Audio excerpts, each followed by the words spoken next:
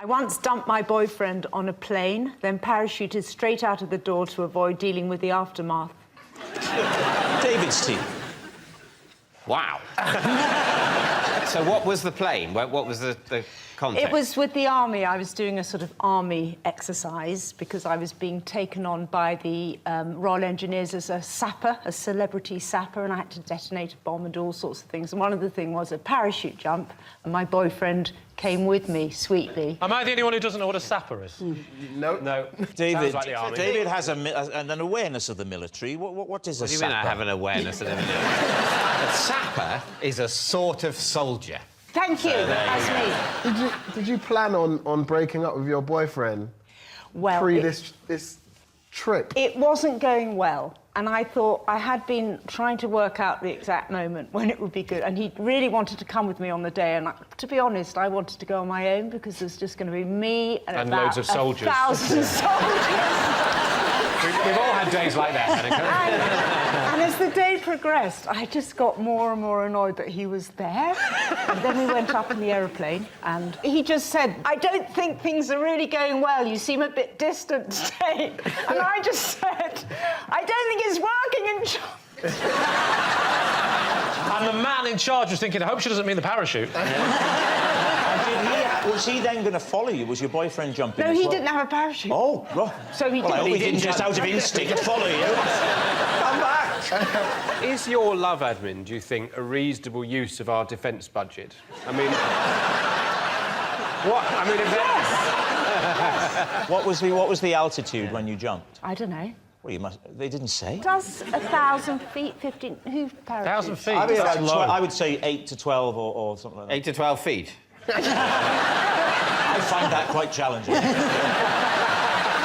What are you thinking? Is she telling the truth? Did this happen? Well, I have one problem with this story, which is that if you're thinking you need to, you know, end your relationship, that's potentially an embarrassing, awkward moment, something you might be inclined to put off. And one of the things, if I were you, I might be inclined to put it off until after, is the occasion when I have to jump out of an aircraft. Because this is why there's never been a popular programme called Challenge David. Well, yeah, but... People would set you some brave challenges and you'd very calmly and rationally explain why you couldn't possibly do them. But assuming, hypothetically, that I have agreed to jump out of an aircraft... Yes. Yeah. I would not have that conversation just before I jumped out of the aircraft. I'd think, well, I might, you know, look on the bright side, the fall might kill me, in which case I'd never have to have the conversation. She did say that she hadn't planned to. It was because he said, you seem a bit distant. Yes, And but not as distant as she seemed a second later as she fell towards the ground. Samson, what are you thinking? I can't buy it. Like, I would have just broken up with him on the ground. I think it's almost certainly true. Almost certainly true. Yeah. So what are you going to say, David? I think it might be true. Annika, jumping out of a plane and breaking up, was it true or was it a lie? It was a lie. I worked in a school. I locked another teacher in a cupboard to teach him a lesson. Oh. What did you teach? Humanities. Humanity? I thought you were going to say humans, then. Humanities. What age were the kids? I'm checking out your teaching credentials before we get to the other bit of the story. Yeah, all good. Secondary school kids. Secondary school? Yeah, and where in the country was this? In the West Midlands. West Midlands, right, OK. You're a teacher, aren't you? Does all that stack up? I'm not anymore, Lee. You used to be a teacher, didn't you? I'm a well-known comedian. Are you? I genuinely thought you were a celebrity teacher and that's why you were here. I thought you were from that thing about teaching people in Yorkshire. Is that not you? Oh. Where did you do your teaching degree? Never mind that. Where'd you do your comedy gigs?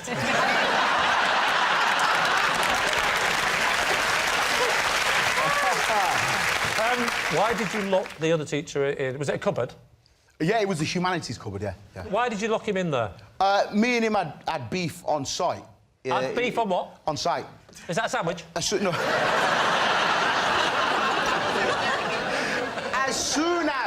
As soon as we locked eyes, I knew there was going to be an issue because he thought he was the most popular teacher amongst the kids. So I turned up at school, and within a week, I was the most popular teacher in school. Big he was head. very... Listen, I'm just What saying... made you such a popular teacher? I was like the Pied Piper of literacy. Kids would follow me around everywhere like, yo, sir. That is quite a claim. Pied Piper of literacy? humanities department. That's correct. Ignore humanities. Come and read my novels, children. Yeah, and so obviously the reputation's going around school, like, yeah, sir, taught me how to use full stops and that, he's a sick guy. So... That is a sentence that has never been uttered by anybody under the age of 21. He taught me how to use full stops. He's a sick guy. Yeah. How long did you lock him in a cupboard for? Actually, here's part of the story that you need to know fundamentally. The reason why I chose him to lock him in the cupboard on that day is because I knew it would make him late for his lesson observation. Observation? Yes. So a lesson observation is essentially how teachers are judged on how good they are as teachers, yeah? It's not based on how you move these children on emotionally, spiritually, how you build them as human beings. It's a 15-minute window in which a waste man that can't teach themselves comes in and judges you. That's not right. So you locked him in so he'd get into trouble on his Oh. Yeah, I did. Should I tell you why? Please do. He started spreading a rumour amongst the senior leadership team that I wasn't marking my students' books. Right. Is that bad? I wasn't, but that's not the point. You know, snitch. Greg, no snitching on other teachers, right? And what was the upshot of all of this? Did you let him out? Did he escape? Is he still there? No, I did let him out eventually. I just wanted to ensure that he was late for that lesson observation because that means you're looked upon very harshly by the senior leadership team that he had been snitching me out to. So, you know, fair, square, squares, you know what I'm saying? If you were capable of locking a man in this cupboard, surely a kid could have got locked in there and it would have been a health and safety disaster. Yeah, I banged a couple of them in there as well every now and then, but... All right, what are you thinking? I'm saying it's true. Lucy?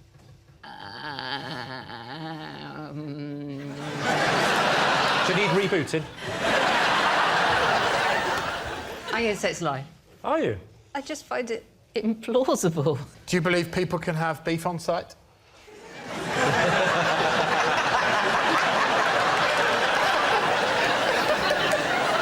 I'm persuadable. I don't feel so strongly about it. Well, they say it's true. You can say it's true. OK. Guz, were you just telling us the truth or were you telling us a lie? I was telling... I once broke into a convent and stole food from some nuns. Please do. When did this happen? When I was hungry. Quite hungry. Which was when I was young and didn't have any money. How young? Not 18, 19. Was it just you, or was there anyone else involved? A friend helped me. And what did you steal? I stole vegetables. Vegetables? Stole When was it? vegetables? Is it the 19th century? Well, because it's nuns. Nuns grow things in gardens. Well, they do on TV, but in real life they go to Asda. All nuns grow vegetables. I got No, they don't. No, they don't. Yes, they do. No. I can't imagine a nun not growing vegetables. Yeah. If you can name a nun who doesn't grow vegetables, then go ahead. Trevor Nunn.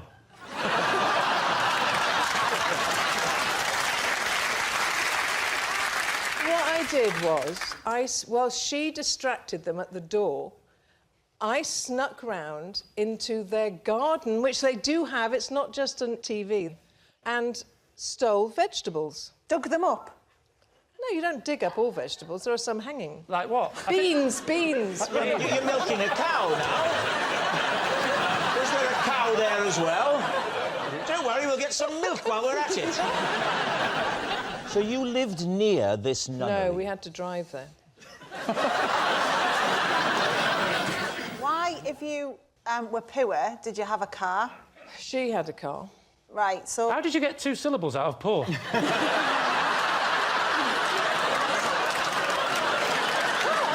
almost got more syllables than there are letters. How far was the car journey, Jennifer? About 40 minutes, I suppose. You drove for 40 minutes? That's doing a heist. It was a heist. It would have cost you more in petrol Yeah, to just in those go and days. buy potatoes and tomatoes. Not in 1980, no. Petrol was quite cheap then. What do you think? Does this sound as though it could be true? No way. So, Steph, you think it's a lie. Joe, Yeah. Yeah, I think it's a lie. I think it's true. No. Just the one syllable. What, that you... I was waiting for the rest of it. So what's it going to be? I have to go with the majority, even though I feel it's true. OK, they say it's a lie. Jennifer, were you telling the truth or were you telling a lie? I was telling the truth.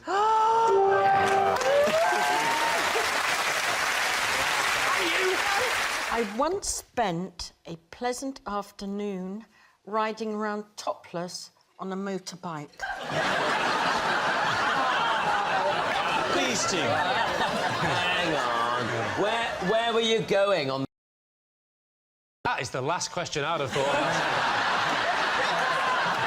Very practical. Wow. Yes, he's We've got different angles, me and you, haven't we? Indeed, yes. Who were you with? A friend. Was he riding in you at the back or the other way around? I beg your pardon? What was the man's name, Esme? It was, Phil. Phil. Phil. And what relationship were you to Phil? He was my boyfriend. So he was your boyfriend. When was this? I mean, just give us an approximation. Oh, decades ago. How many decades? Oh, no. No what? Don't make us say that. All right, which century? The last century.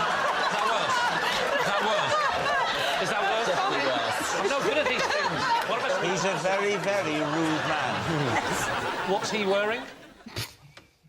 I don't remember. Or let me rephrase the question. Did he have anything out?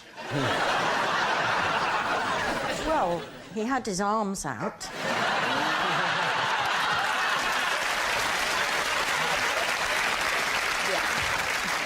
Can you first of all tell us why you decided to go to... Was it just because you were being devil-may-care? Well, I'd been sunbathing. Really? Right. Right. In my knickers. Just your knickers? Well, no, actually, I had a scarf tied around my top. Oh, and then you Right. took that off on the motorbike. That's very dangerous. Did it... Oh, Could have got caught in the wheels. I'll tell you what, if my idea earlier would have been that Phil had something out, he could have caught that in the wheels, couldn't he? I don't know who this Phil is, but he's very impressive. You should never have done it. So you are lying, sunbathing, and he suggests, why don't we go for a spin on the bike? Yeah. You jump on the back of the bike, and at this point you've got the improvised bra thing on. So when you start riding, it's on. At what point in the journey did you decide to get rid of the scarf? And where did you put it? Well, what happened is, because we were going so fast, the scarf fell round my waist. You were holding on to him, I guess. So you weren't in a position to put it back on? No. And how long did this last? About 45 minutes, an 45 hour. minutes? Where was this in the world? Surrey. Oh. I know Surrey well. Whereabouts in Surrey? I think it was called Bug Hill. Right. Do you know Bug Hill? Yeah, yeah. Oh, OK. I'll never forget, it's where I once saw a topless motorbike. So I suppose, in a way, though, they're not totally exposed to the elements. How big are they? Well, I don't know. So it's a very windy day if they're out there. Tell you that... Not very nice. You were doing the size of them. I wasn't going like... Oh, you were doing this? They weren't... I was actually just... I don't know how big the scarf was. I don't know about these matters. What are you thinking, Vicky? I think it's true. You think it's true as well? I think she's a wild child. I really enjoyed it. It felt like an episode of Heartbeat. It did a bit, didn't it? Yeah. I'm going to go with my team. If both my team members say it's Well, true. it was my gut feeling. OK, so you're saying that it's true. OK. Esme, was it the truth or was it a lie? It was true. Victoria doesn't know this. But on those very rare occasions that she does something I find irritating, I get my own back by sneaking upstairs and moving her bookmarks.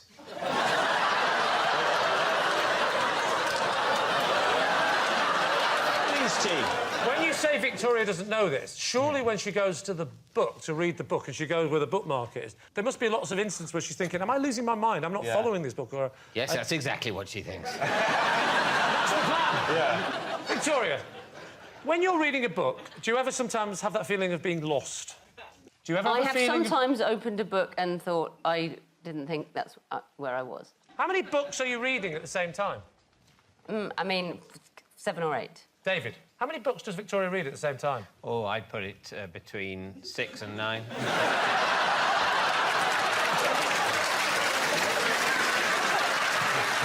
And do they tend to be fiction, non-fiction? Yes, those are the main two. And what are the things you said, sometimes rare occasions, Victoria does something that... I don't want to go into that. I mean, far away. No, I don't want to go into that. What sort of things are we talking about? No, just behavioural things. just as simple as things to do with things she said or done. That's all Maybe it is. when I ask you what the weather's going to be like, and I go, what do you think it's going to be? And you go, I don't think anything. I've looked at the weather forecast, and what it says is this.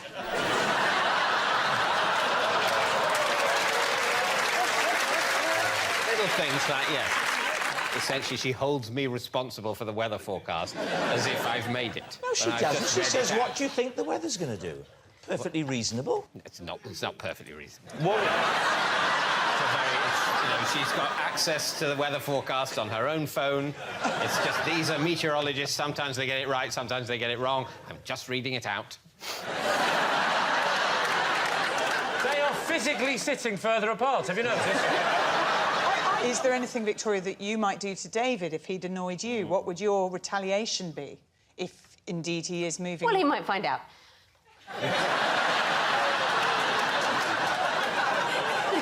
Incidentally, I've been feeling weaker and weaker over the OK, what are you going to say? I believe in their relationship. I must be just the most naive person here because I want invested in it. I am. I'm emotionally invested in their relationship, and I do think David's a nice guy, and I don't think he would do that because that really would upset her. So what we're saying is, if it's true, it's a really unpleasant thing and a really bad indictment on their marriage. Yes. Well, this has taken a nasty turn, hasn't it? What's it going to be? I don't want it to be true, but... Oh, I do. You think it's... I want his life to fall apart. This would be such fun. I think it's true. I don't want it to be true. I'm trying to, see the real person. I think he's a nice guy. No, the David I know, I don't think this is unpleasant enough. Well, you know him way more Yeah, but than also, we know. David doesn't like you. He will not. So it's a different relationship. That's true, yeah. But he doesn't hate me, right? No. Even though, Lee, you on television have said you want my marriage to fall apart, I still find you an adequate colleague. Can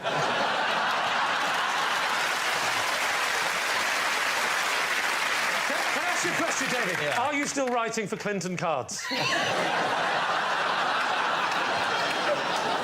It's time to decide. What are you going to say? I'm going to say true, but I don't want it to be true. It can't. Yeah, sorry. No. It's a lie. It's got to be a lie because it's an awful, awful thing to do. It is. You're saying it's a lie. I really Because hope it's a nobody lie. would do that. If this is the truth, it's awful. It really is. They're saying it's a lie. David, is it true or is it a lie? It is a lie. I once chatted to an old man because I felt sorry for him, only to find out later he was a global megastar. David's team. Well, we have to know who the global mega Yeah, who was he? It's Steven Spielberg. Where did you see Steven Spielberg and take pity on him? The BAFTAs. I was doing the red carpet thing for BBC Three. So had he stopped for an interview with you? No, so I was, waiting for the next person to come up. It was Michael Fassbender. And I was, getting in the zone. And then I saw this, very refined, older gentleman standing there. And I thought he was maybe somebody's dad. Wasn't a lot of fuss around him because he is No. Steven Spielberg. You'd think. He looked a little bit lost, and I thought, I'm just going to have a chat with him, because it could be my dad, and I'd want someone to have a chat with him. Did you put the microphone there to have the chat with him? No, I thought he was an old man. real life chatting. chat. So what It did would be you an say? odd way if you saw somebody a bit lost and a bit old looking to go, are you lost? Are you lost? Yeah. Also, you stepped away from the cameraman and the crew. Yeah, so I had a bit of downtime. Yeah. There was a VT playing, whatever. Yeah. E.T.? VT. Oh. That would have Thought been they put one ironic. of his films on then. No. So anyway... What are you watching, old man? Hey, why is the monkey on the bike? So what did you say to him, Angela? I was like, is it your first time at the BAFTAs? And he said, no, actually, I've been a few times, but not for quite a while. And I was like, OK, maybe he's not somebody's dad. And I said, oh, OK, who are you looking forward to seeing tonight? Oh, I thought you said who you're looking for. No, like, I just kept it loose, you know, who do you want to win? Have you any favourites? It's been a strong year for film. You actually said film. Do you work in the films yourself, mate?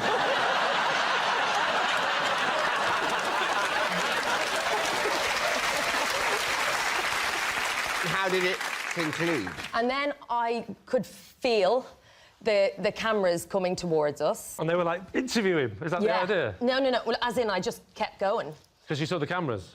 Yeah. So you did start to bring the microphone into play? When did the microphone... Well, I was mic'd, so he could be picked up on my microphone. Did you ask him to speak into your chest? No. Similar height. So why did you not think to use the handheld then? Well, it would be a bit awkward if then I'm like, oh, he must be someone, can I have the microphone and keep talking to him? Well, you must have known that he was someone Yeah, obviously, prominent. but I can't ask him. Would be a great last question in the interview. And just to sum up, who are you?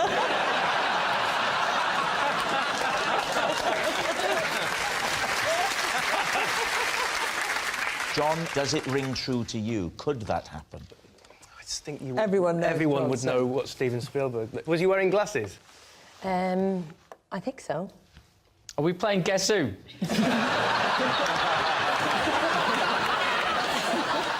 I can't believe that in the whole time you were chatting, nobody went past and said, hey, Steve, how you doing? You know, and that maybe rang a bell. But they thought we were having an interview, I suppose. And But you didn't have a bit microphone or a camera, so why do they think that? You are obsessed with this microphone, Gabby.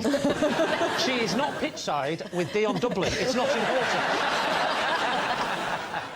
So what are you thinking, then? David, what about you? We're going to go lie. You're saying it's a lie. I'm saying it's a lie. Angela, Steven Spielberg on the red carpet.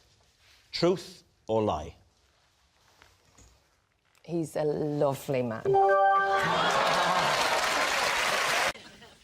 I was recently bounced off a bouncy castle whilst trying to prevent a bouncident. What's a bouncident? It's an incident involving a bounce, and you put the two together to create bouncident. Surely it's a derivative of accident, not incident. Well, obviously, an accident is an incident, and a bouncident is an incident. Was this bouncident an accident? It was a bouncident waiting to happen. How did you go about preventing the bouncident that might or might not have happened? I'll tell you everything. Let me set the scene for you. It's early summer. It was the birthday party of a small child. Was you invited or just turned up? Look, let's be clear. There's a children's party in a church hall. Yeah. I'm attending because it's the party of my nephew. Yeah. And there's a bouncy castle. Whoa, in the church hall? I know, I've never Indoors? seen Yes, that. yes. An indoor bouncy castle? Indoors? Yes. How big No, was there it? wasn't. No, there... How did they get it in the door? That's a fire hazard. I'm not an idiot. How did they get it in the door? We've got him. No, I'm sorry, church hall, is that where the service is being held? No. This It's the adjacent Church building. hall was our Prime Minister during the war.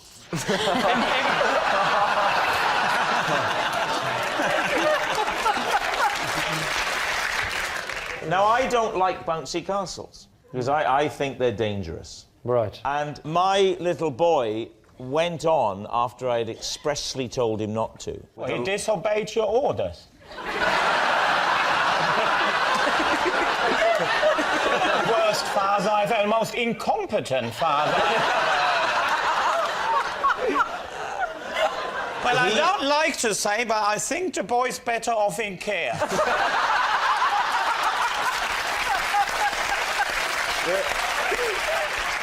Hey, this is very upsetting. He clambered on, unbeknownst to me. Yeah. And he's going back and forth. So I get on and I get my little boy, George, who is not even 2, and I pick him up. Right. OK? And I'm trying now to hold my little boy whilst being bounced by these evil children. My wife is stood on terra firma, and as I'm coming off the bouncy castle, a particularly hefty child bounces, sending me up. Holding my son, I hurtle through the air. Luckily, I come to my feet like Spider-Man, but the impetus is too much. I surge forward and headbutt my wife. Thus, having the bouncident that I was trying to avoid. So, what are you going to say, Lee? What do we think? Yes, I think it's true. You think it's true? If a 2-year-old had clambered on, you might well go and get your 2-year-old off. I think that's true. Well, then I must say true. You say true. David Steen? Well, we'll say it's a lie. You're saying it's a lie, Yeah. You say it's true. Well, it's actually true. Tension mount. Yes, it's true. I was recently bounced off a bouncy castle while trying to prevent a bouncident. When I'm in a play, as part of my nightly vocal warm-up, I perform sets of scales in the voice of a chimpanzee. Okay, will you give us a quick rendition? Of course.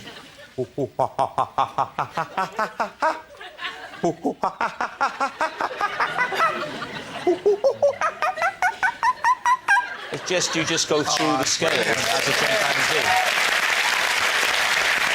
Do you just do this for plays? Because I've been next to you in a dressing room, I think, for a gig, and I didn't hear chimpanzees. I used to do a singing tape of oh, and then what? That was lovely. That's lovely. And la. That really is lovely. Don't blow your nose. Rob, where did you get this from? Who was it? Another celebrity that gave you the idea? No, it was one night I was doing it, and the other actor said, when I started going, ooh, ooh, ooh, ooh, ooh, ooh, ooh, to just relax, ooh, ooh, ooh, he said, you sound like a chimpanzee. So then I went, ooh, ooh, ooh, ooh, ooh, ooh, and I found it really opened up the diaphragm, and it actually worked. Can you go the other way? Can you go from the high note down That's what Dale was asking me earlier. Is he angry, Lee? Is he angry? Well, it's hard to tell what colour his face is, but can you go... Can you go from the high note down... Oh, excellent. That is good. Who was the actor who said you looked like a chimpanzee? Miranda, you know very well he didn't say I looked like a chimpanzee. You're not going to trip me up like that. It was Kenneth Branagh. Kenneth Branagh gave you this idea. He did. Yeah, laugh it up, Balding. I know your reaction was... The reaction was, how preposterous. The man with the breakfast cereal would be in a play with Kenneth Branagh. Yet it was true. So what are you thinking? Mitchell, Winton, Bacon. I think it's true. You think it's true? Do you think it's true? Oh, absolutely. He does it so well. I think it would sort of help. Yeah. What about you? Balding, Mac, Hart. That sounds a series of illnesses, that the way you sound.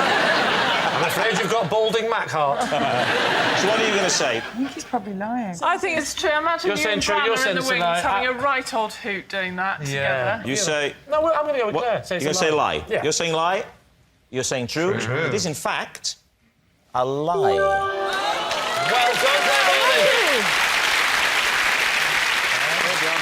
It's a lie. When I'm in a play, I don't perform sets of scales in the voice of a chimpanzee. This is the sweatshirt that my wife and I put on together when we are cozying up on a chilly evening. We call it the cuddle jumper.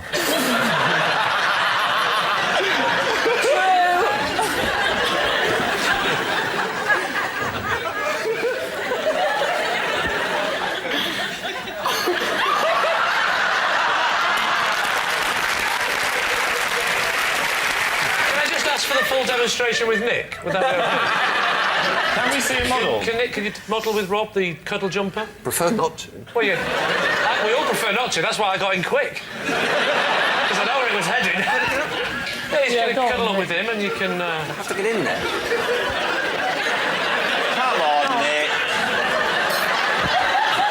I know you've not done it before. Think of yourself as a bit of an apprentice with this. There we go. Stick your... How do we...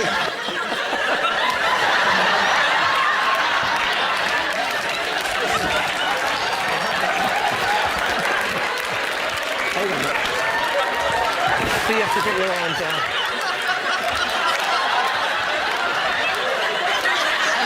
That's better.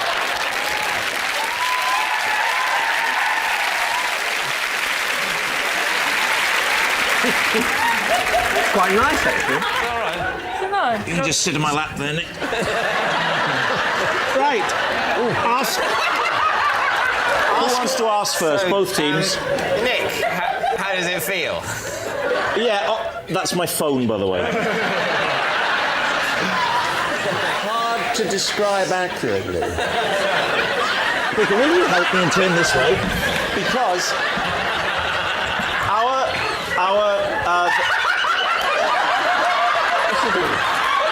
I'm not doing anything. I'm not doing anything. Our television room is very drafty. So, what are you doing? Whoa, come back. It's very drafty. And we saw this on a shopping channel, and we ordered it for a laugh. And it's actually, I mean, you'd have to admit, it's very cosy. He looks like a ventriloquist dummy now.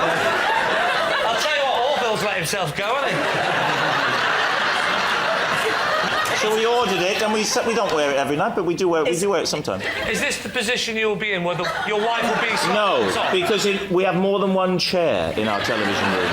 So we sit on the sofa side by side. On the sofa, wouldn't it? Yeah, but we haven't got a sofa. Well, that's a good question. You might have more than one chair. Have you got more than one jumper?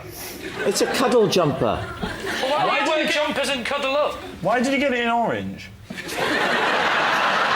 wanted that Guantanamo feel, you know? Do they have pants, too? No.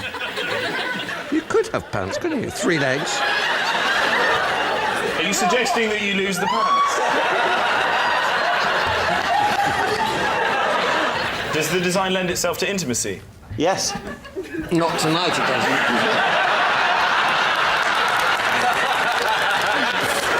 Time for a guess. What are you going to say, Lee? Miranda. I just really I want to get in your jumper now.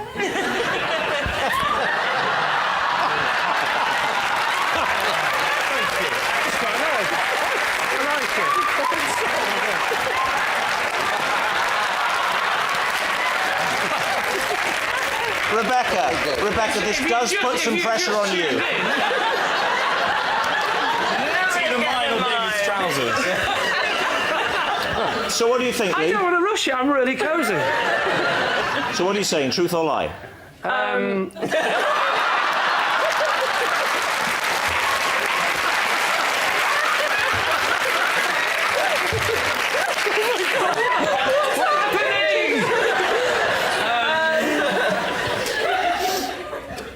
We think it's a try. It's a try. Hang on. We have to consult our other team member. Come over here.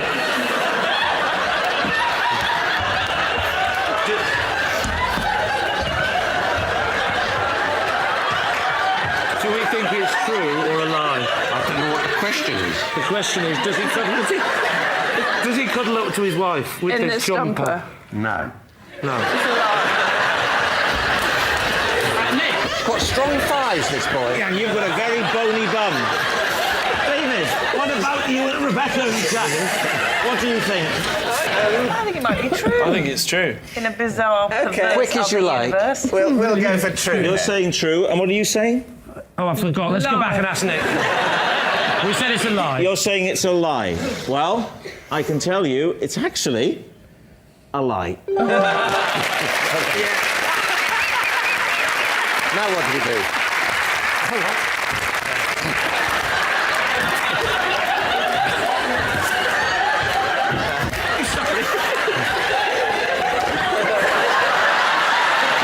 great. It's great. There's room for three.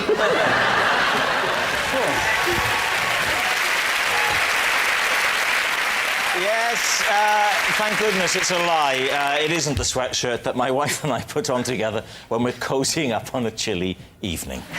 I used to put on a different voice on the telephone and pretend to be my own agent. Oh, let's have it then. The voice? Imagine I've just rung up. Hello, I'm the people that want to book Rob Brydon. Yes. How much would he cost? His name, I used to call him Richard Knight. And Richard used to talk like this, and he'd say, listen, love to help you out, but at that price, we're really not going to make much movement. And I once did a charity gig, and... It's a lie. He's never done charity gigs. got money for it, because Richard said, listen, Rob's an angel, and if he knew I was doing this, he'd never forgive me, but I've got to get a bit of money, otherwise I wouldn't be doing my job. Did you have a real agent at the time? No. So, how many phone numbers? Do you have a separate phone number for your fake agent? Or was it just your normal phone? I used to work at the BBC in Cardiff. I was on the radio, I used to be a DJ, and if they got through to the office, I would then phone back under the guise. When it came to important meetings, did you have to, like, take a disguise and sit there and go, well, Rob's in the toilet at the moment, but when he gets back, I'm sure he discuss with him. I'll go and get him now. I believe my agent said I could do it. I do all the voices. Ask me what it would be like if I was talking to Ronnie Corbett. Or Tom Jones, I can do it. You don't believe me? Ask my agent. I'll go and get him. I assume you've got an agent now, so why did you decide to... Well, I didn't have one. Yeah, I have one now, but I didn't have one then. What convinced you needed one? Because, was it working? Because it's very difficult to do your own negotiations and not come across as an horrible person when you're asking for money. But if it was Richard Knight saying, listen, I'm just doing this, Rob doesn't want money, but I've got to get money for the guy. But they didn't know it was you. That's my whole point, you idiot. That's what I'm saying. Did you have anybody else on your books?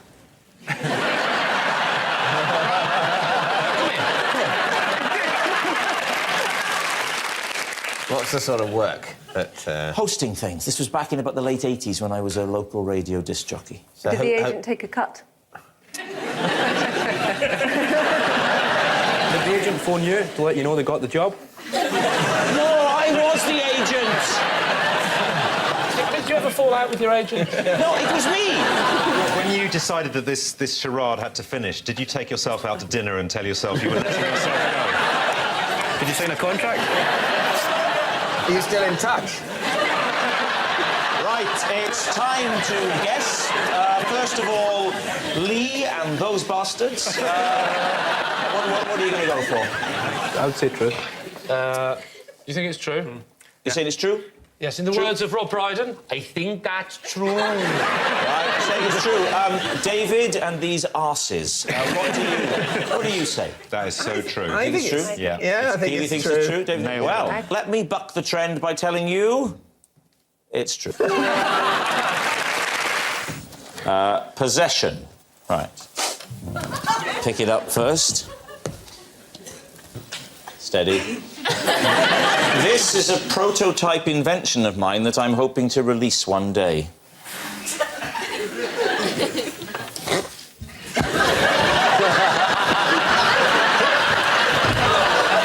Ladies and gentlemen, Rob Brydon's World of Magic.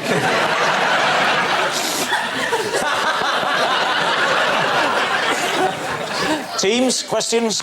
Yeah, well, I mean, obviously, it's a TV aerial for the bath, isn't it? On first inspection, you'd think so. It's actually not. Don't tell us. Let us guess what it is. All right, try and guess what it is. Can you demonstrate how you would use it and see if we can Yes. guess? Please do. Can I come out? Is Well, now a good time? You did. He's cleaning something. Oh. Oh, Footprints. He's painting. cleaning Painting. footprints. You're painting. Oh, painted a dotted circle. He's doing I haven't finished. Hang on, he's painted a circle or has he cleaned the circle? He's patting children on the head. Incidentally, I've just remembered something. This isn't a mime show. Tell us what you were doing. It's a thing for kids. I got a lot of children, and it's an idea I came up with, and it's just a big kind of painting stick. It's just a silly painting stick. I'm very interested, actually, to know what you think, Deborah. I think it's £5 grand, that's all I need. You just need £5 grand. Anybody? Anybody? I think probably you in particular. Oh, me? You're quite well known for being rich. Quite seriously, all jokes aside... Do you know how you get rich?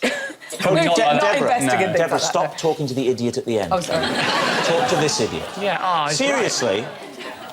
Oh, don't buy into that. What do you mean don't buy into it? Don't buy into that? No, not this. Buy into this. Don't buy into that. You've been rubbish on Dragon's Den. See this? Don't buy into that. Don't buy into this. Deborah, what do you think? Seriously, what do you think? Seriously, what do I think? It wouldn't be wood, like this is a prototype. It would be a gaily coloured plastic, maybe with some kind of laminate cover on it with zigzag. Kids Would it love be zigzags. nothing like that? Well, it'd be quite a lot like this. Can you imagine if you asked for a Nintendo Wii and Dad came home with that? There's not much you can do apart from do circles, though, is there? Yes, there's plenty you can do. That's a... You can do that with a normal spoon. With this invention, you can do this. Yeah? Another... Oh, you mean another one of those circles you were telling us about? But is it a circle, Lee? Well, it's starting to become a circle, yeah. You think it's a circle? Wait a minute. It looks like it. Oh, hello. Do you know what? I'm in. I am in. What would you call it? 4 sponges on a stick. Rob's colourful stick. Hey! Hey, I'm not falling for this again. Yeah. Right, what are you going to say? I've seen a lot of inventions. Yes. That's not even an invention. Oh, one of I'm going to be maverick here, and suddenly I think it's a good idea. No, I do. It is a good idea. It's great fun. I'm starting to look forward to actually borrowing that and playing with my kids with it. What are you going to say? I say that I think Rob is mad enough to think that's a good idea, and we should say that's true. You're saying it's true. David Mitchell, what is your team saying? Rubbish. Absolute rubbish. Do you think it's a lie? A lie. He's mad enough to have come up with that, I think. My instinct is that it's a lie. OK, you say it's a lie. You say it's true. Yeah. It's actually a lie. I always throw the first and last biscuit in a packet away without eating it. Why? Because the one at the top, it started when the one at the top is crumbly, so I used to throw that. Often it's got crushed, and then can't explain why the bottom one. Do you mean you throw the bottom one away before you start eating them, or just when you get to the bottom one you throw it away? All right, here's the packet of biscuits, OK? Take the top off with the little bit of stringy kind of wrapping. Which actually reveals sort of 2 or 3 2 or 3 come away in it in a quite a satisfying motion. The third one is normally relatively unscathed by its experiences during transit. What are we talking about? I take those... Let me talk. I take them out... Suddenly I'm on Bill Turnbull's side. I take them out. The top biscuit is often damaged. I discard it. I then take... Discard it? What, throw it away? Throw it away in the bin. In the bin. Waste it? In the bin. Or leave it all for the dog. I'll put it on the floor in the kitchen. Then, at the bottom, because I'm taking them out to put them in the biscuit jar... Have you got a dog? Yes, I have. Ben, he's not going to say no now. He's quite good at this. I've got a black lab. Oh, very good. Have you? So, Where you do black experiments. then take the biscuits. I'm getting them out to put them into the clear Perspex Kellner jar, whatever it's called. If you're worried about biscuits getting crushed and misshapen and crumbly, why do you put them in a biscuit jar? Well, that's the safest place. No, it's not. A packet is like a car park for biscuits. It's all perfectly, isn't it? If you put them in a jar, you're going to get exactly the kind of problem you're trying to avoid. You think I'm putting them in the jar like this. I give my wife the jar at one end of the room. I then stand at the other end and go, "Are you ready?"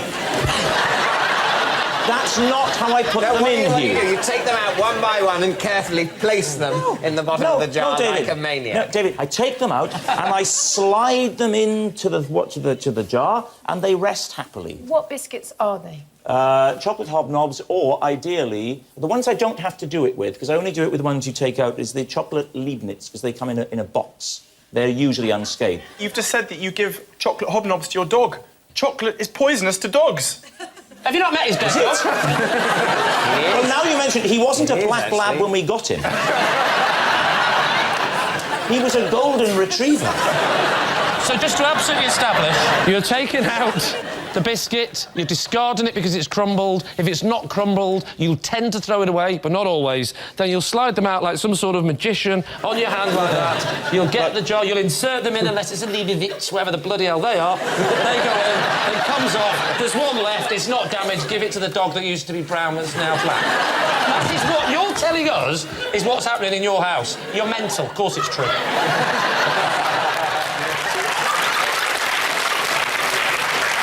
You think that's a lie? I think it's a lie. You're going to say lie?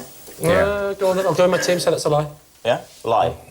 David? Well, yes, I think I can believe it. Yes, I don't like the broken biscuits on the end. Yeah. So what are you saying? So we'll say true. You're saying true, right. You say true, you say lie. Well, it's actually a lie. I once stole Catherine Zeta-Jones's dinner money. Well, of course, you're both Welsh, so you presumably went to the same school. Yes, applaud that thinly veiled racism.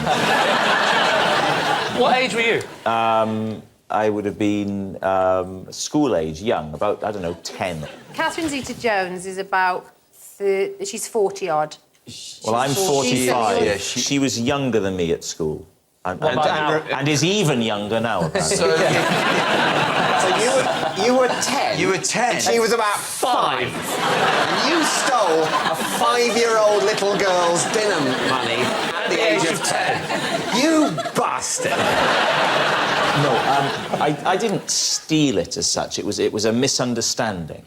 Right, what was the misunderstanding? How did her money end up in your hand? Well, I arrived at school that day, and as I walked into the school, Catherine Zeta-Jones's mother saw me and said, "I've forgotten to give Catherine her dinner money.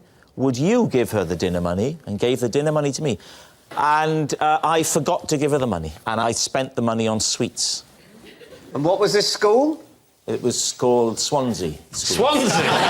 Swansea School? It was called Dumbarton. Oh, not Swansea then, Dumbarton. In Swansea. Oh, right. Have you met her since? Yes, I have, actually, yes. And have you had a hilarious... Oh, tell us about when you met her. Here's your £3. I'll tell you that when I met her, this is true. When I met her, which is not to say...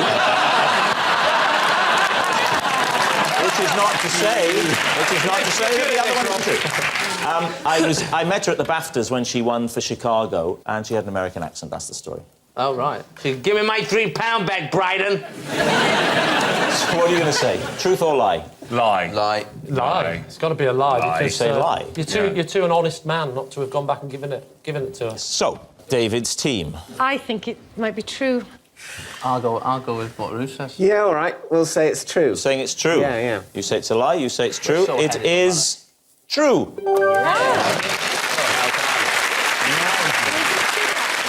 Yes, it's true. I did once steal Catherine Zeta-Jones's dinner money. It was a long time ago when we were kids. I now feel old age creeping up on me, as does Catherine, every morning when Michael fancies a cuddle. Once, on a family day out, I got the jitters and had to flee an owl sanctuary. Please, team. What gave you the jitters? I'd been asked to have a photograph of me taken holding an owl. Right.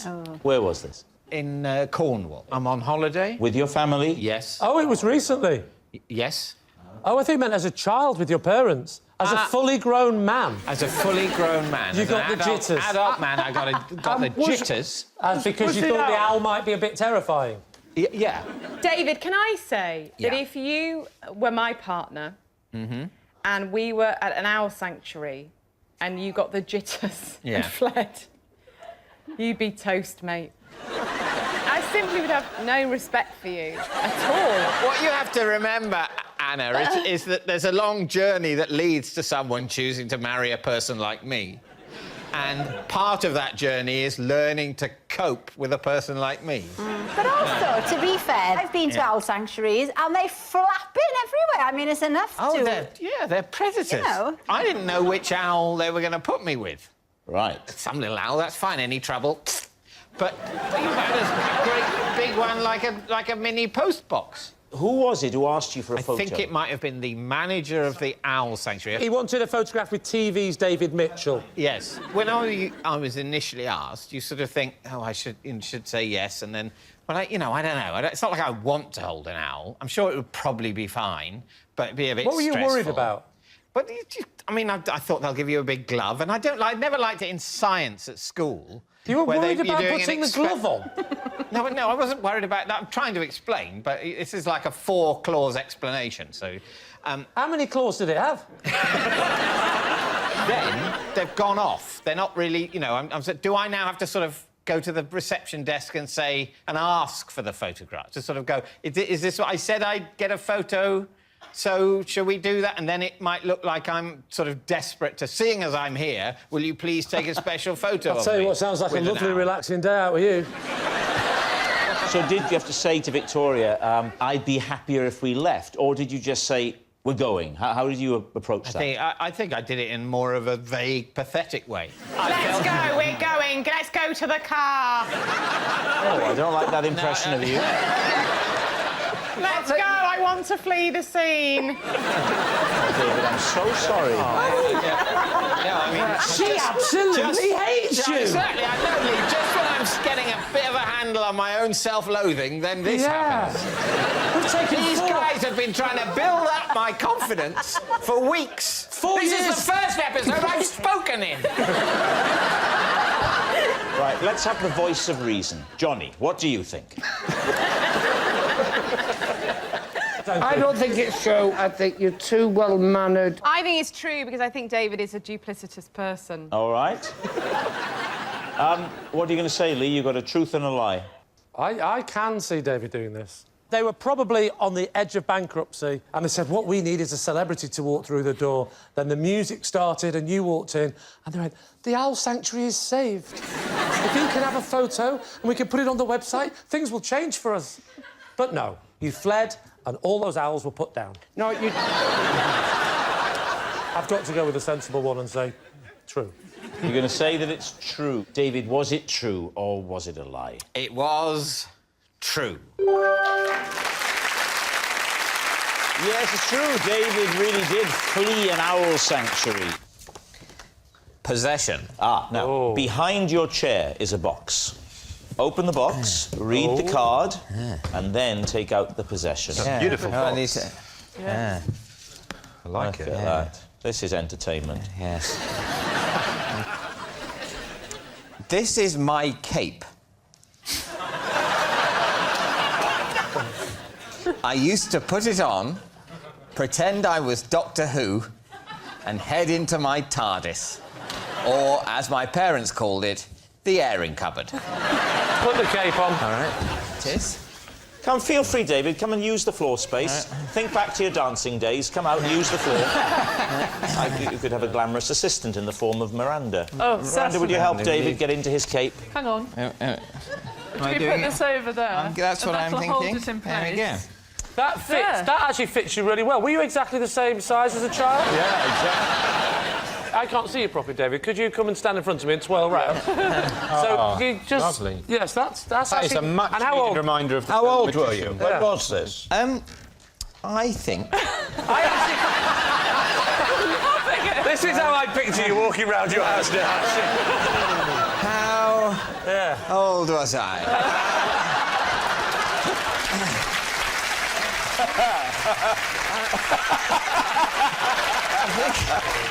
I think at the time I was first given this cape, I think I was about maybe 10. 10 in that cape?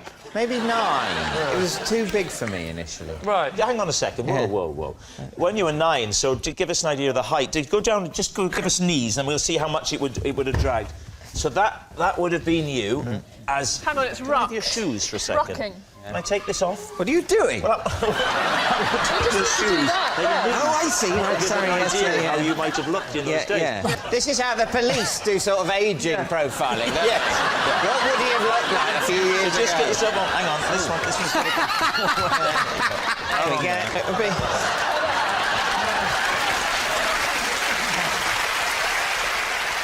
Did you say your mum and dad got you this cape? My mum made it. Your mum made it? Yeah. But even though she made it for you, had she no idea what size it should be? Were you a close family, David? Yes, he ain't cramping my knee. You can go back to your seat. Yeah. I give you permission.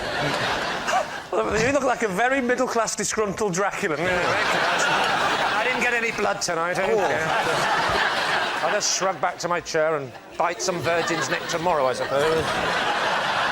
So what do you think, Lee? Is it the truth or is it a lie? What do you think, Barry? Not a shred of truth. You don't think? I think it could be true. It sounds incredibly likely. In fact, I'd be surprised.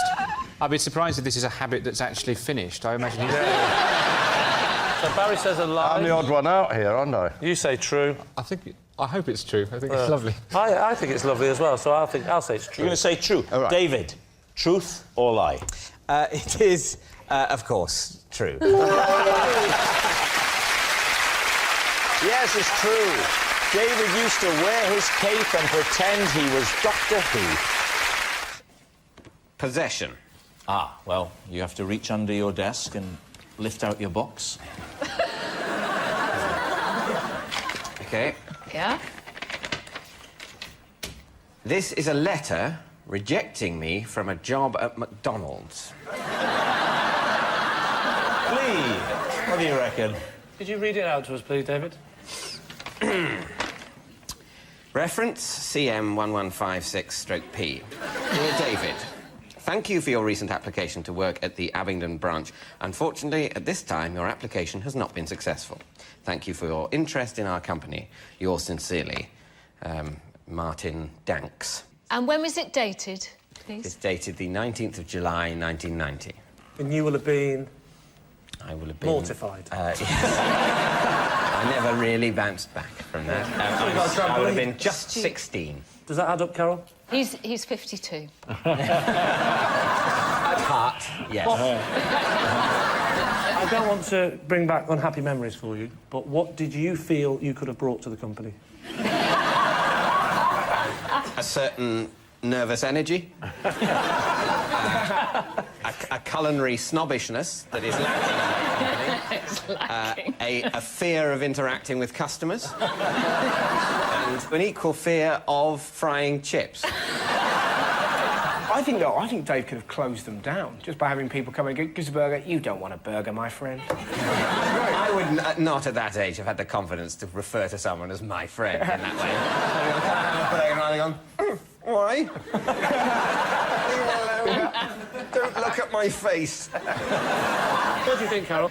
I You're not don't having it, are think... you? No, I think it's a lie, but I don't want to sway you on this, because we need the points. I reckon he's kept it. He's a peculiar mystery. Look at him. This is why I don't like people looking at my face. So, Lee, you're saying... I have to say that I think that's probably... True, it's true, it's true, it's true. It's a lie. I say it's a lie. You're saying it's a lie. OK, David, time to own up. It is, in fact, a lie. It's a lie. Because David has never even been to McDonald's, although he was... Of course I've been to McDonald's. The next joke is he went to visit Lee. Can I please be allowed to read the auto-cue joke? Okay. David has never even been, although he was once mildly tempted to pop in and sample their short-lived McPheasant zinger. Excellent. Good work. Now characterising you as... The joke computer. Possession. Now take out a small box underneath the desk there. Have a look inside and show us what's there. Smooth bit. This is my special travel dressing gown.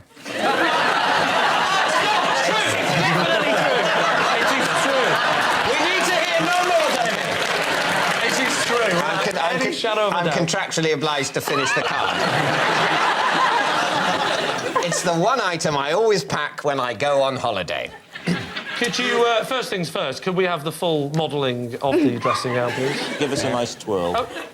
Can we smell it? I think you should come out here, David, so you can see. Enjoy the space. Well, he's having trouble putting it on. It's, Well, he's not abroad, he's confused. Have you forgotten the cord? The cord is missing. Just hold it as though it were done up so we get a proper idea. Do you mind smoking a pipe and solve a crime? Oh, I'd love that. Can I ask, Dave, where did you get it from? 1924. I think it's from Marks and Spencer's. Is it? What did you say it's my special travel dressing gown? Yes. I don't know if travel dressing gown is a technical term, but I have 2 dressing gowns. This is one. The other is a thicker toweling dressing gown, which takes up more space in a suitcase. Do you take pyjamas? Do you wear anything under it? Or... Yes, I usually... I feel sick. What I don't do is I don't tend to wear it over, like normal clothes like this. This is like the worst sexy chat line I've ever run over in my life. I'm naked under here. To be honestly, I don't know why you come into so many encounters with me expecting arousal.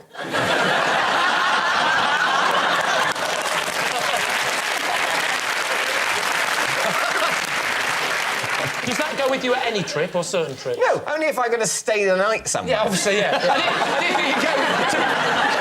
think you were walking around Dixon's in it. I'd like you to take a guess, please. Is he telling the truth or is he constructing a lie? Patsy? True. You think it's true? Yeah. Chris? Based on the design of the dressing gown and his demeanour, I think they fit. So, Lee, what's it going to be? I'll go with my team. So You're that's say it's true. Yeah. David Mitchell, is it true or is it a lie? It is true. Yes, it's true. That is David's special dressing gown. It's just a dressing gown. It's not my special dressing gown. Like I think it's got a personality. It's David's special dressing gown. You are never going to get away from that now. Everyone who sees this show will look at you and see that forever. Basically, my entire image has been destroyed by this show. I was like a cool guy who was into music and modern art before this show, before all the stuff about dressing as an 18th century nobleman and having a little bell came out. The travel dressing gown is just the tip of the iceberg. So, just so we're in no doubt, that is David's special dressing gown. Last year, I was ordered to leave Blackpool Tower after I threw a sausage roll off the top. How were you discovered? Did someone see you... Security was at the top. And saw you... Why did you throw it? Well, because I'm a Northern. And I just thought the bin's over... the bin was not in sight. Why didn't you finish it? Because actually, I'd already had one. This was my second. I was halfway through it, and I thought, no more for me. Were they hot sausage rolls? If you want, I'll give you the accurate heat of how they were. This hot.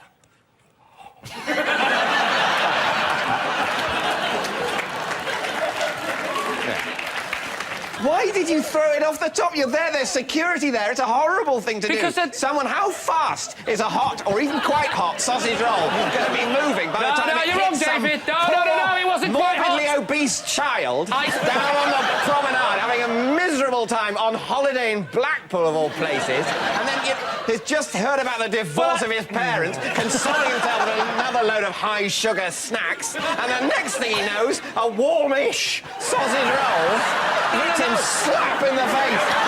He's trying to eat the second sausage roll.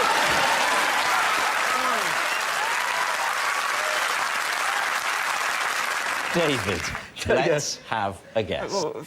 I don't think he would. I think it's a lie. I think we think this is a lie. Yeah. You're all agreed? Yes. It's a lie? It's a lie. OK, Lee, is it the truth or is it a lie? It's actually a lie. Yes, it's a lie. Lee was not ordered to leave the Blackpool Tower after throwing a sausage roll off the top. As if anyone from the north would waste something wrapped in pastry.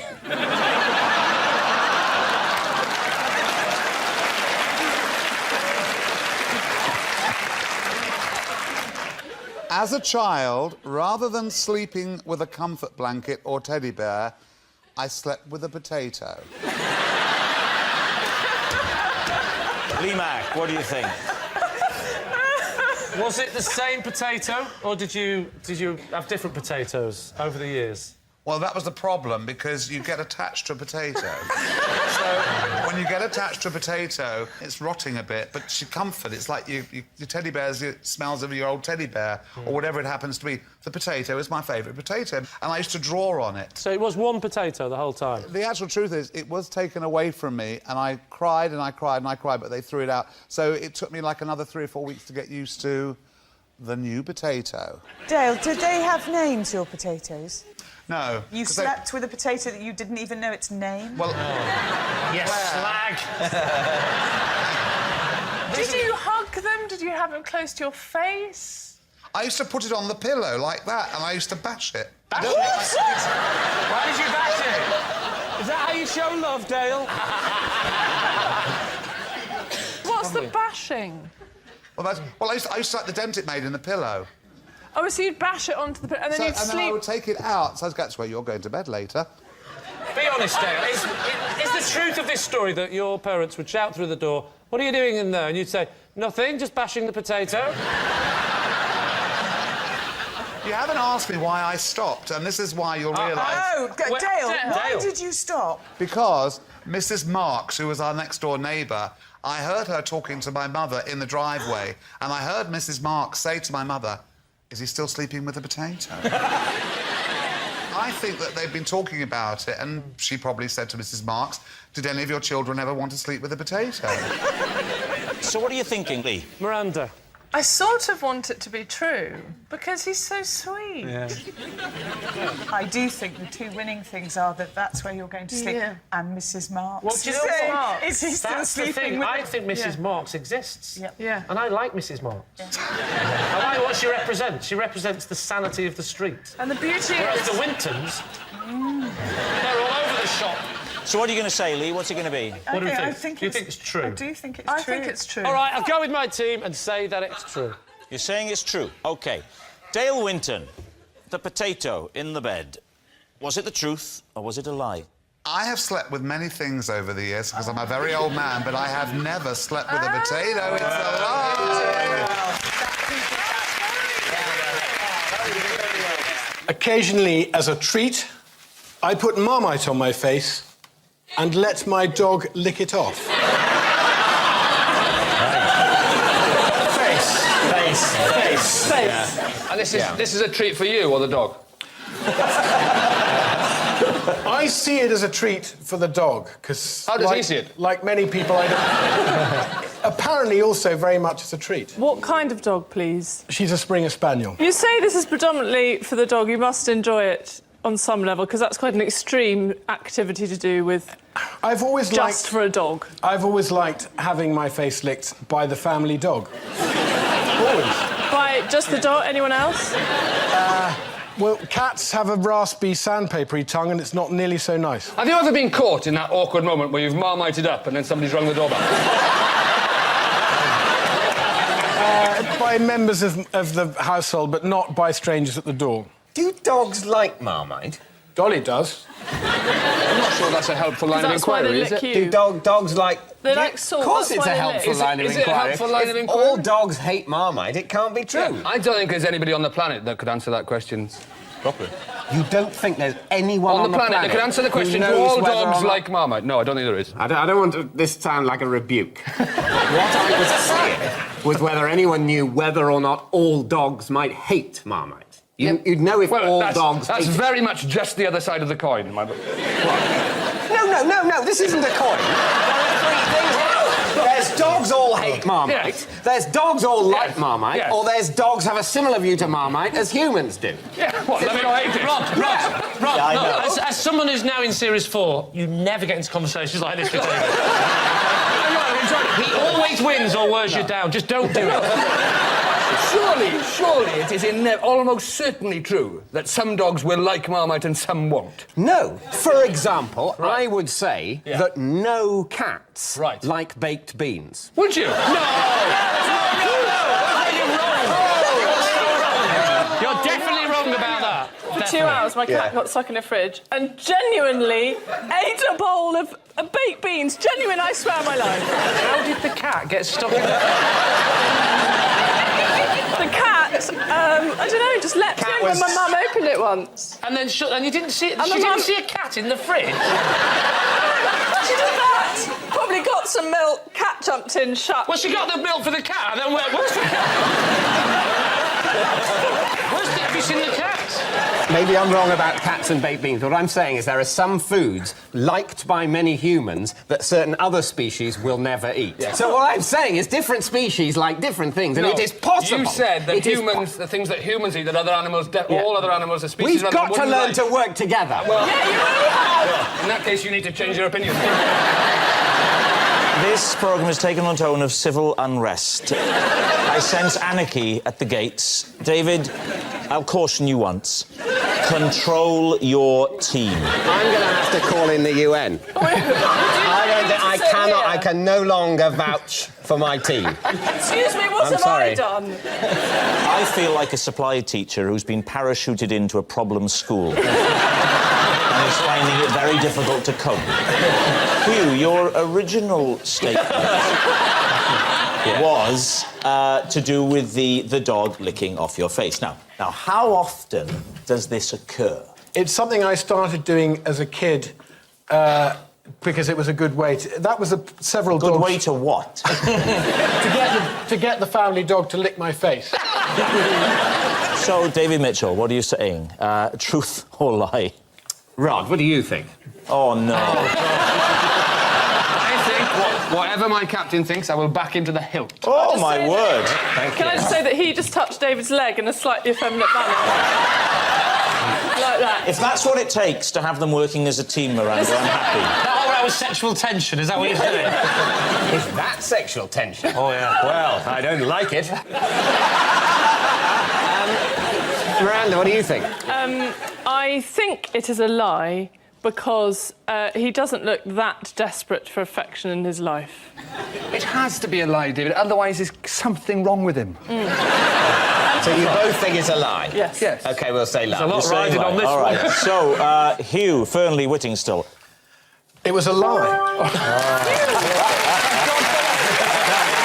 I love gravy so much that I freeze it into ice lollies to suck in the summertime. David. You maniac.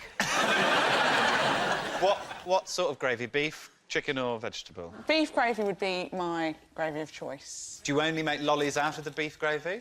If I'm desperate, Yeah, you do sound desperate. I might possibly choose another gravy. Do you use granules? I try and avoid granules, because I think if you're going to have a gravy ice lolly, you might as well do a posh one. Yeah. And everybody thinks it's strange. Yeah, everyone it thinks is it's strange. strange. Do you think But it's I strange? No, because I think if I made you one, you suck that gravy lolly. Need the inhaler again? Yeah. You suck that gravy lolly and you'll be like, Nikki... There's the slogan right there. It markets itself. You suck that gravy lolly. So, David, what are you going to say? Is this the truth or is Nikki telling a lie? What do you think? I think it's true. You think it's true? I think she's off her nut. And I think she's made a gravy lolly. I think it's a lie because I think... No, I can't believe I'm having to justify this. It's a gravy lolly. I think it's a lie. I think overall, I think it's a lie. I think it's a lie. OK. Nikki, was it the truth or was it a lie? It is, in fact, a lie. But I'm glad you believe it. Yes, it's a lie. Nikki doesn't freeze gravy to use as ice lollies. Well, I'm still blind. So, David, would you save us all a lot of time and read my card out for me, please? OK. I eat an apple a day in a very particular way. Right, Lee's team. How long have you eaten an apple a day? Oh, maybe, probably coming up to a year, 9, 10 months, maybe. 10 months. So what is this particular way? Well, the usual way to eat an apple... They don't need to cover that, we know. Well, I mean, Stephen's from Scotland, he mightn't be aware of eating fruit. So... But if you go in through the side and you eat around the core, and then you put the core in the bin. Yeah. You're not going to tell me you eat the core first, because we're not going to believe you. No, but I do eat the whole thing, because I read from a very reputable news source that 90% of the goodness is in the core. 90% of the goodness of an apple all the benefits. is that little bit in the middle. In the middle, that's where all the goodness is, all the benefits. It does so much for Does your it? health. I've been chucking the core to the dog. The dog now is an Olympic athlete. Now it explains it. So, Chris, you eat the apple, and where most of us then would be left with the core and would discard it, you just carry on. No, no, no. The way that everyone eats an apple is fundamentally wrong. So you don't go in through the side. You need to go in through the bum.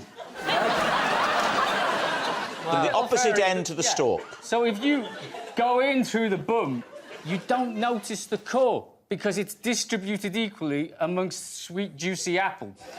So you don't notice all of the goodness. What the hell are you talking about? This is great. I mean, if you eat an apple from the side and you're left with the core, all you've got is core. But if you eat it through the bum, up that way, you're getting a little bit of core. Why don't you eat it through the side, but just keep chewing through the core? Because then it's just core at the end. Yeah, because now then I'm you've got to go involved. right through the middle. Oh, you've got to go through the ride through the core before you get back to apple again. Whereas if you eat the bum end, Yeah. you're taking more apple each bite. Yeah. Who told you that the core is the best part of the apple? I don't want this to detract from the authenticity of the story in any way, but it was on Apple News. Apple News? Apple News, as in the tech company. Oh, I see. I genuinely thought you subscribed to an Apple newspaper. Do you know what, Lee, as well? You would be amazed. 2 years ago, I found out that I'd been eating a banana upside down my whole life. What do you mean upside down? Your instinct is you get the stalk and you snap the stalk. Oh, yes. Yeah. Now, and if you open it the other way, it But if you looks hold on to the stalk it's and then more just... pleasing, isn't it? Yeah, If you hold on to the stalk and twist the nipple. And... Oh, my God. How can that be the wrong way? You're still eating the whole banana. Because if you bend the stem, you run the risk of mushing the end of the banana. So what I'm saying is, Lee, if you eat an apple from the bum, there's so many benefits, apparently. What's the benefit? Everything except for curing blindness. So, what are you going to say? Truth or lie? I'm not buying that. You're not buying it? No. You're buying it? No. I'm not having that. With Say your it's a apple lie. nonsense. OK, Chris, truth or lie? I'm here to change the world, Rob. It's true. All these years, I have been pretending to be blind. If only, Lee, would you read that for me, please? Every night, I use an unusual technique to make sure I wake up on time in the morning. All right, David's team. OK, so what is the unusual technique? The usual way of making sure you wake up in the morning at the right time would be to set an alarm clock. Yes. Yes.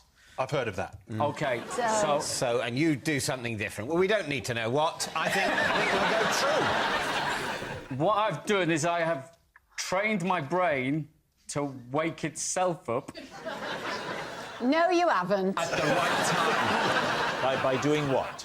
When I'm lying in bed, I will bang out the time on the pillow with Right. my head, Right. saying the hours for the time that I want to wake up.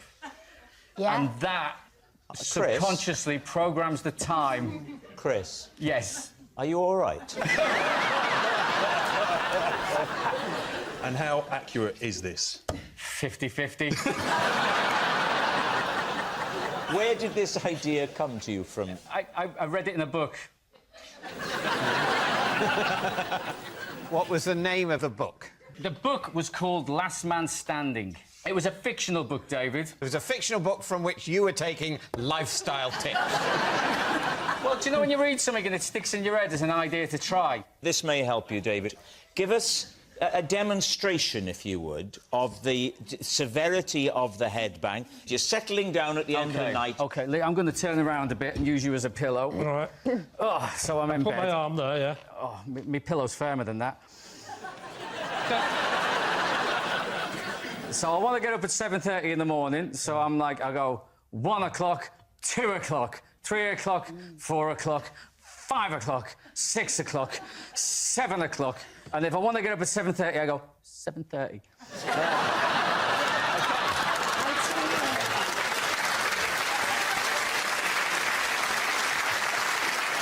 Chris, I don't know whether you've got a partner or a wife or somebody who shares He a used to bed have a with wife, you. he headbutted us to death. Is there anybody else in the bed with you, Chris? So I mean, I tour a lot. So some nights yes, some nights no. I tour a lot, I'm away a lot, but when I'm at home, I do have a wife. I mean, I have a wife all the time. What are you thinking, David's team? Alex, what do you think? Oh, it's so unbelievable. It's believable. Yeah, and also I do think that if you tell yourself you need to wake up at a certain time, the chances of waking up then are higher than you'd think. It's not totally random. Well, let's give it a go tonight. Yeah. Yeah. I didn't you make it sound as if you're sharing a bed. So I think you're saying it's true. Well, are we happy to say true? Yeah, I think we're going to go with true. OK, Chris, they think you were telling the truth. Were you, or was it a lie? Everyone will be trying it tonight. It's true. Yes! All right. I've had to up security at my gigs because old women won't stop kissing me. Oh. Please, team. How old are these women? I would suggest maybe like 60 upwards. And what kind of Whoa, kisses? whoa, whoa. Sorry, you're saying that's old? Don't listen to him, Rob. What kind of kisses are they going in for? They're going for a smooch on the cheek. Some Okay. might try and get one on the lips, but it's like, no. And we are they can't trying do to get on the stage, or is this at the back? No. This is at the meet and greet. So I do meet and greets at Do you? some of the at some of the smaller You charge venues. extra for that? No. Could be. I mean, I could, but I don't want to. You know what I mean? It's not that kind of meat. Do you not like... I'm not suggesting he's offering himself as a gigolo. You should tour with Claudia. You could do meat and gravy.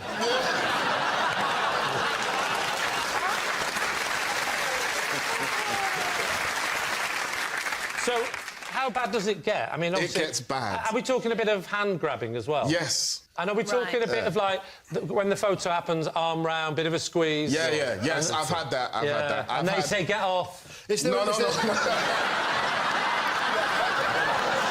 had, let me tell you something. I've had a couple, husband, wife, and I've had, like, while we're taking a picture, I've had the wife's hand on my bum. Squeezing it? Yes.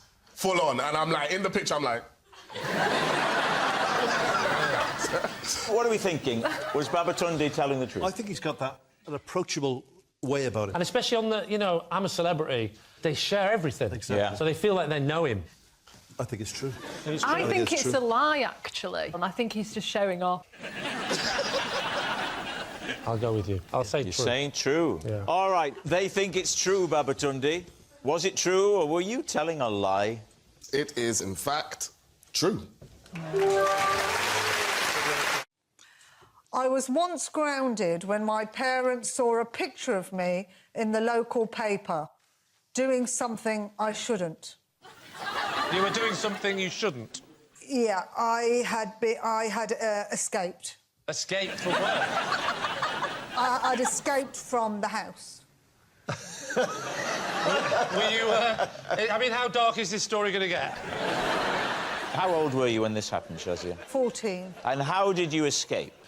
I got some bed sheets and I knotted them together, threw them out the window, climbed down them, and I left the house. Why? I wanted to go out for the night, to a nightclub. Oh, a nightclub. What time did you sneak out? Oh, about 11 o'clock at night. And what time did you get back in?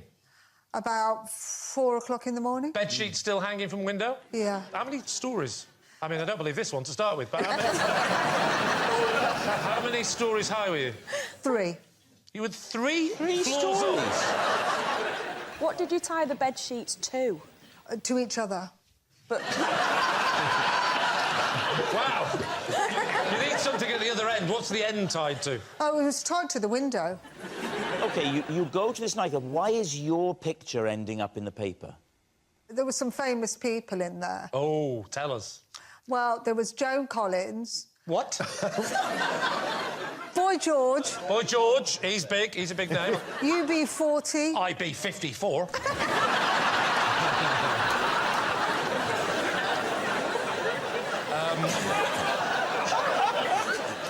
So how did you end up in the photo? That's what we need to Well, be what clear on. happened was when the nightclub ended about 4 o'clock, there was like no taxis, and I didn't know how I was going to get home. So I asked Boy George. Oh, here we go. I asked Boy George if he would give me a piggyback home. And did he say, do you really want to hurt me? Dad says, like, there's no way it could be me because I'm asleep.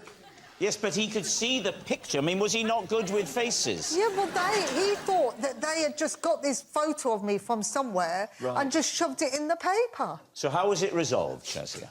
Well, it wasn't resolved. How does your story end? Let me put it like that. I'm hoping quite soon. It did. Well, the thing was, it ended when my dad said, you're never going to be allowed out ever again. Oh, whoa, whoa, whoa, whoa. So now he does think it's you? No, he's saying this to the newspaper man. And with this sort of irresponsible reporting, you're never allowed out of your house again. Did he knock on your door? Oh, yeah. He comes in, Yeah. and then what was said next? He said, look. What was he wearing?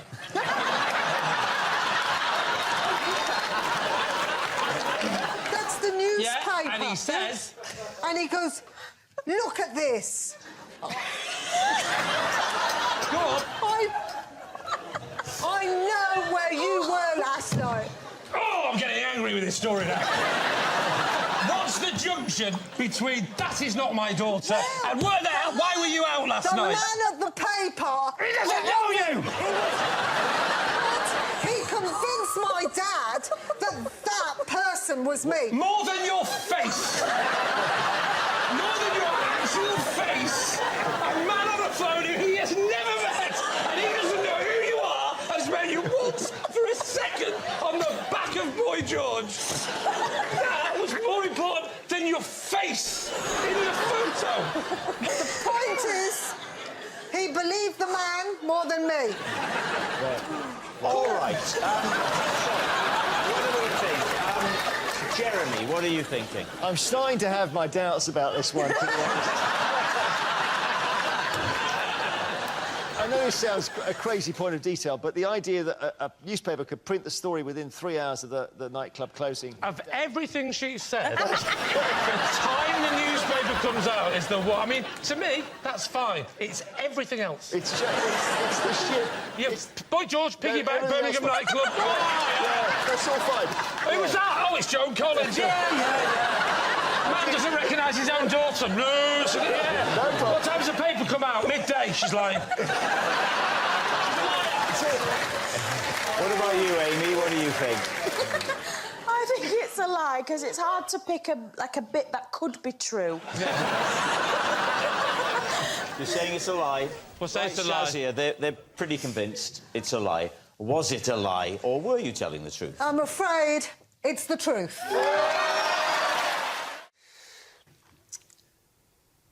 On an American tour, I was repeatedly stopped by customs officials because I'd been pranked by Rod Stewart. David's team. Right. That's Rod Stewart is a popular singer. Thank you. So you're on tour in America? Yes. The United States of? And South America. South America where? Brazil. Just Brazil? Yeah, forget the Rod Stewart bit. This is the real interesting bit. OK, so we were doing a show, and Rod Stewart was there. Which of the countries of the Americas did Rod Stewart attend your show in? Well, this was in Ireland. Had he come just to see McFly? No, he was doing the same show. It was a toy show. A toy show? Yeah, at Christmas time. Big celebration, loads of toys. Yes. And McFly and Rod Stewart. Was it a dream you had? So Rod was there, and he's like, "Hey, Danny!" And I'm like, "Hey, Rod!" Sure you haven't been watching Rocky? So he said, "Do you want a lift?" Does he mean drugs? He went back home. He's like, "Well, I'll give you a lift on my jet." Wasn't he sailing?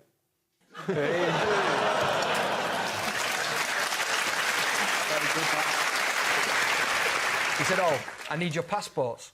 So we get on the plane, give our passports to him, and then fly to London. Right. So then we get a call from our tour manager. I think he was applying for a visa. So then he was like, guys, bad news. And he'd drawn willies on our heads. Rod Stewart? Like, yeah. So Rod Stewart? Oh, on your passport? Yeah, no. Just assume that he just fell asleep on the plane. So did this mean they wouldn't recognise you at customs unless you drew a willy on your own?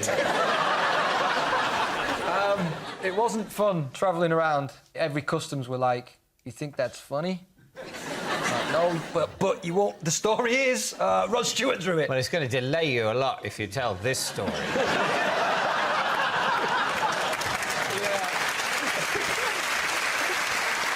When you told people at customs that Rod Stewart had drawn these appendages on your head, did they believe you?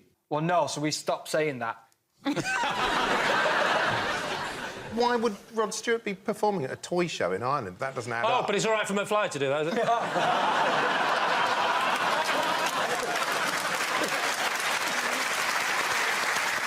Right, time to go for a guess, David. What do you think? Okay. I think it's false. You think it's... I don't think it's true. You don't think it's true? I think it's true. I'm not confident enough to overrule. I'm just, you know... Well, what are you doing in the captain's seat, then, you coward? Despite my scepticism, we're going to say, as a team, that we think that's a lie. You think it's a lie? OK, Danny, was it a lie or were you actually telling the truth? I was actually telling the truth. Whoa!